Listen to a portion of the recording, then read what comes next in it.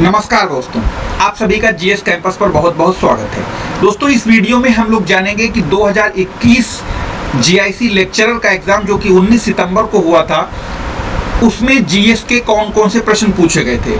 जैसा कि हमने आपको पिछले वीडियो में बताया भी था कि जो जीआईसी लेक्चरर का एग्जाम होता है उसमें आपको 40 क्वेश्चन जीएस के रहते हैं, वो सभी कैंडिडेट्स के लिए करने होते हैं। बाकी जो आपके 80 क्वेश्चन होते हैं वो आपके सब्जेक्ट के होते हैं, जिस सब्जेक्ट से आप पीजीटी यानी लेक्चरर का एग्जाम दे रहे हैं। ठीक इसी तरीके से जो जीआईसी एलटी ग्रेड का एग्जाम होता है उसमें आपको 30 प्रश्न जीएस के मिलते हैं और 120 प्रश्न आपके सब्जेक्ट के होते हैं। तो जो जीआईसी लेक्चरर का एग्जाम 19 सितंबर 2021 को हुआ था उसमें कौन कौन से जीएस के क्वेश्चन पूछे गए थे, आइए देखते हैं। तो जैसा कि आप अपनी स्क्रीन पर देख पा रहे होंगे, ये क्वेश्चन आपके 40 क्वेश्चन जो सामान्य अध्ययन के थे, जैसे लिखा भी है देखो कि आपको 1 से लेकर 40 तक सामान्य अध्ययन के हैं। तो उसमें जैसा कि पहला प्रश्न एक पारिस्थितिकी तंत्र की अवधारणा प्रथम बार दी थी। तो जैसा कि आप सबको पता है, ये दी थी किसने, एजी टांसले ने दी थी। बहुत बार पूछा जा चुका है, ये बहुत क्वेश्चन रिपीटेड है, कई बार पूछा भी जा चुका है। और याद रखिएगा, जो पीसीएस एग्जाम यानी पब्लिक सर्विस कमीशन जो एग्जाम कराता है उनमें बहुत सारे क्वेश्चन आपको एज इट इज रिपीटेड मिल जाते हैं, तो इसलिए पुराने साल के पेपर जरूर लगाइए। जैसा अगला क्वेश्चन कह रहा है कि भारत के कुल भौगोलिक क्षेत्रफल का उत्तर प्रदेश में कितने प्रतिशत पर वन है। तो उत्तर प्रदेश में 7.33% पर जंगल पाए जाते हैं, यानी अगर हम लोग देखें भारत से कंपेयर करें तो। 12वें वित्त आयोग के अध्यक्ष जैसा कि आपको पता सी रंगराजन साहब थे, जो कि आरबीआई के गवर्नर भी रह चुके हैं। बाणभट्ट द्वारा हर्षचरित किस मौर्यकाल शासक का उल्लेख मिलता है। तो आप जैसे स्क्रीन पर देख पा रहे हैं, जो हम इनको गोला कर रहे हैं ये सही आंसर है। इसमें कुछ पेपर किसी का है, इसमें कुछ गलत भी लगे होंगे, तो आप गोला जो हम बना रहे हैं उनको आप ध्यान रखिएगा। निम्नलिखित में से कौन सा एक भारत निर्माण योजना का घटक नहीं है। भारत निर्माण योजना यूपीए सरकार जो आई थी उसमें ये शुरू की गई थी और ये 2000 और 2001 में शुरुआत हुई थी इसकी, ये योजना की, इन 2001 सत्र में। और उस टाइम मनमोहन सिंह सर प्रधानमंत्री थे। तो यहाँ पर जो ग्रामीण उद्योग है ये उससे संबंधित नहीं था। इसमें ग्रामीण सड़कें, विद्युतीकरण, पेयजल, टेलीफोन, ऐसे 6 घटक थे, उनमें से ये नहीं है। अगला क्वेश्चन कह रहा है उत्तर प्रदेश में मार्च, यानी ये उस टाइम का करंट अफेयर्स का सवाल था 2020 का, तो अब शायद इसका कोई मतलब नहीं रहेगा, लेकिन फिर भी आपको बता दें इसका आंसर नोएडा सही था। इसका आंसर नोएडा सही था, कानपुर जिसने लगाया था वो गलत हो गया था। विलुप्त संख्या पहचानिए, ये रीजनिंग का क्वेश्चन था। जैसा कि आप देख पा रहे होंगे इसमें आंसर 20 सही है। जिनका पेपर है उन्होंने 18 लगाया होगा, यानी यहाँ पर 20 आंसर आएगा आपका। इसी तरीके से कहा भारतीय संविधान में निम्नलिखित में से किस अनुच्छेद के तहत उत्तर प्रदेश में महाधिवक्ता। तो बच्चा याद रखिएगा, महाधिवक्ता का आर्टिकल 165 है, यानी उत्तर प्रदेश सरकार का ठीक उसी तरीके से सबसे बड़ा विधिक अधिकारी होता है जैसे भारत सरकार का सबसे बड़ा विधिक अधिकारी महान्यायवादी होता है। उसके बाद अगला क्वेश्चन है 9। ये आपको यहाँ पर मिलान करना था, कौन किससे मिलान करना है। तो आप देख लीजिए, मैंगनीज कहाँ मिलेगी, तांबा कहाँ मिलेगा। यानी तांबा आपको सडबरी मिलान करना, सडबरी आपका ये अमेरिका में है, ठीक। मैंगनीज को आपको यहाँ मिला देना है, ठीक इसी तरीके से ये इससे मिलेगा। तो इसका आंसर बी सही है। प्रधानमंत्री फसल बीमा योजना 2016 में शुरू की गई थी। अब यहाँ पर क्या कर रहा है, शब्दों का विषमनी एक तरीके से रीजनिंग है, डिफरेंट पूछा है। डिफरेंट का मतलब मृत्यु का रोग, ये डिफरेंट है। बाकी अंगूर से शराब बनती, दूध से मक्खन बनता और पानी से ऑक्सीजन, ये वाला गलत है। बाकी ये वाला डिफरेंट है, बाकी सब सेम। इसी तरीके से हड़प्पा पूरा स्थल बनावली किस नदी के किनारे है। तो बनावली जो है रंगोई नदी के किनारे। घग्घर नदी के किनारे जिन्होंने लगाया वो घग्घर नदी के किनारे कालीबंगा है, ठीक है, कालीबंगा है, ठीक है, घग्घर नदी के किनारे राजस्थान में। मौलिक कर्तव्यों को भारतीय संविधान के 42वें संविधान संशोधन अधिनियम 1976 के दौरान निम्नलिखित में से किसकी सिफारिश पर जोड़ा गया था। सरदार स्वर्ण सिंह की सिफारिश पर जोड़ा गया था। ये बहुत बार क्वेश्चन पूछा जा चुका है, ये नहीं रिपीटेड क्वेश्चन है ये। भारतीय राष्ट्रीय कांग्रेस में शामिल होने के लिए सुभाष चंद्र बोस को किसने प्रेरित किया था। बहुत अच्छा सवाल है। सीआर दास, जो कि सुभाष चंद्र बोस के राजनीतिक गुरु भी थे। इनको चितरंजन दास कहते हैं और इनको देश बंधु भी कहते हैं। 2021-22 में संघीय बजट के प्रस्ताव 6 स्तंभों पर आधारित था। तो जैसे कि ये 2021 में एग्जाम हुआ था सितंबर में, तो ये करंट अफेयर्स का क्वेश्चन था। तो ये आपका गांव की अर्थव्यवस्था को सुदृढ़ीकरण के लिए था। निम्नलिखित में से दिल्ली के किस सुल्तान ने अवानी दंड देना बंद कर दिया था? ये फिरोज शाह तुगलक, जिनको दिल्ली सल्तनत का अकबर भी कहा जाता है।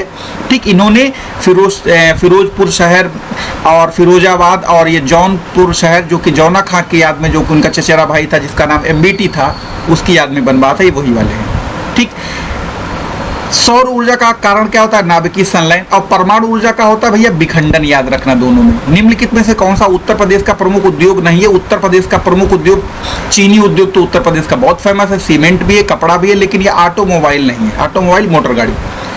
निम्नलिखित में से कौन सा प्रथम मुगल शासक था जिसने अंग्रेजों के पेंशन भोगी बना? तो वो बच्चा थे शाह आलम। कौन थे? शाह आलम। यानी पहले थे जो अंग्रेजों के पेंशनर बने, बाकी इनके बाद भी कई सारे और भी लोग बने, जिनमें अंतिम शासक मुगल सम्राट बहादुर शाह जफर भी थे। निम्नलिखित में से किस क्षेत्र में मोटे अनाज वाली फसलें उगाई जाएंगी? मोटे अनाज वाली फसलें वहां उगाई जाएंगी जहां और फसलें नहीं हो सकती, क्योंकि इन फसलों के लिए कम सिंचाई और कम उपजाऊ वाली मिट्टी में भी इनका काम चल जाता है। उत्तर प्रदेश में मयूर संरक्षण केंद्र, ये भी करंट अफेयर्स का सवाल है, ये मथुरा में बनाया गया है, उस जमाने में करंट अफेयर्स का क्वेश्चन था। निम्नलिखित में से कौन सी हड़प्पा पुरास्थल उत्तर प्रदेश में नहीं है? ये बच्चा गुजरात में है। ठीक है, ये गुजरात में है, ये नहीं है यूपी में। क्या कह रहा है कि 1829 में अंग्रेजों के विरुद्ध खासी आंदोलन का नेतृत्व किसने किया था? तिरोत सिंह ने किया। खासी आंदोलन मेघालय में हुआ था। कन्नौज पर महमूद गजनवी के आक्रमण के समय वहां का शासक कौन था? बच्चा राजपाल थे। कौन थे? राज्यपाल। ठीक, फिर क्या कह रहा है? निम्नलिखित में से राज्य के नीति निर्देशक तथ्यों का कौन सा अनुच्छेद राज्य को निर्देशित करता है कि वो उद्योगों के प्रबंधन में कामगारों मतलब मजदूरों की भागीदारी सुनिश्चित करे? ये आर्टिकल है आपका 43A। जीएसटी परिषद का अध्यक्ष जो होते हैं वो केंद्रीय वित्त मंत्री होते हैं। ठीक है, ये एक अप्रत्यक्ष कर है, याद रखिएगा। असमानता वायरस वैश्विक रिपोर्ट 2021 प्रकाशित की गई थी। किसके द्वारा प्रकाशित की गई थी? ये ऑक्सफैम के द्वारा प्रकाशित की गई। ये करंट अफेयर्स के क्वेश्चन हैं, इसमें याद रखिएगा करंट अफेयर्स भी आता है, जो कि आप देख पा रहे होंगे। निम्नलिखित में से कौन सा एक उत्तर प्रदेश का लोक नृत्य है? ये उत्तर प्रदेश का जयता जो है वो लोक नृत्य है। ठीक, फोक डांस है भी, ये भी पूछे जाते हैं। निम्नलिखित में से कौन सी फसल लवण सहिष्णु यानी वो लवणता वाले माहौल में सबसे अच्छी हो सकती? तो बच्चा उसका आंसर है लोबिया। ठीक, उत्तर प्रदेश में विधान परिषद वित्त विधेयक को कितने, तो ध्यान रखिएगा उत्तर प्रदेश की विधान परिषद हो या किसी भी और राज्य की विधान परिषद हो, किसी भी वित्त मामले में 14 दिन से ज्यादा उसे नहीं रोक सकती। जैसे राज्यसभा किसी वित्त विधेयक को 14 दिन तक ही रोक सकती है। निम्नलिखित में से किस देश से होकर भूमध्य रेखा नहीं जाती है? तो जाम्बिया से भूमध्य रेखा नहीं जाती है, युगांडा से जाती, केन्या से जाती, गैबन से जाती, जायरे से जाती है, ब्राजील से जाती, कोलंबिया से जाती, इक्वाडोर से जाती। बहुत सारे ऐसे देश हैं, लगभग 13 ऐसे देश हैं जिनसे इक्वेटर गुजरती है। खड़ी फसल की कटाई करने से पहले से जो फसल बो दी जाती है उसे रिले खेती कहते हैं। क्या कहते हैं? रिले। जैसे मान लो कोई फसल ये तैयार है, ये कटने वाली है, उससे पहले ही बो दी जाए दूसरी फसल। अगला क्वेश्चन कह रहा है निम्नलिखित में से उत्तर प्रदेश में कौन सी अनुसूचित जनजाति बनारस जनपद में नहीं पाई जाती? तो सहरिया बनारस में नहीं पाई जाती है। बच्चा राजस्थान की प्रमुख जनजाति है, याद रखिएगा।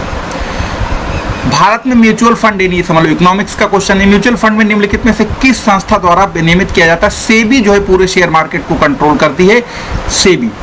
निम्नलिखित में गुप्तकालीन मंदिरों में से वो कौन सा उत्तर प्रदेश में स्थित है? देवगढ़ दशावतार मंदिर, ये आपका ललितपुर में है। कहाँ है? ललितपुर में। और ये ईंटों से निर्मित भारत का पहला मंदिर बताया जाता है। ठीक है, हाँ, गुप्त काल पे बना था ये। बैंकों में उपभोक्ता सेवाओं में सुधार पर सुझाव देने के लिए निम्नलिखित में से किस समिति का गठन किया गया था? तो गोई पेरियार समिति। ये ठीक है, ये वाली जो है ये टैक्स से संबंधित है। ठीक है, ये वाला सही आंसर सी। निम्नलिखित में से अब यहाँ पर क्या करना है? आपको राज्यसभा सीटें दी गई हैं और आपको मिलान करना है। तो असम में सही, ये वाला आंसर सही है, क्योंकि राज्यसभा सीटें इसे यूपी में सबसे ज्यादा है, जहाँ जनसंख्या ज्यादा है वहां है, और इन राज्यों में जनसंख्या बहुत कम है। ठीक है, क्या कर रहा है? सही सुमेलित नहीं है। तो ये सही सुमेलित नहीं है, क्योंकि यहाँ पर 6 से ज्यादा है और यहाँ पर बता रहा है 6, तो ये समझ लीजिए यहाँ पर 6 से संख्या इनकी ज्यादा है। उत्तर प्रदेश में ये भी है, ये भी सही, ये भी सही।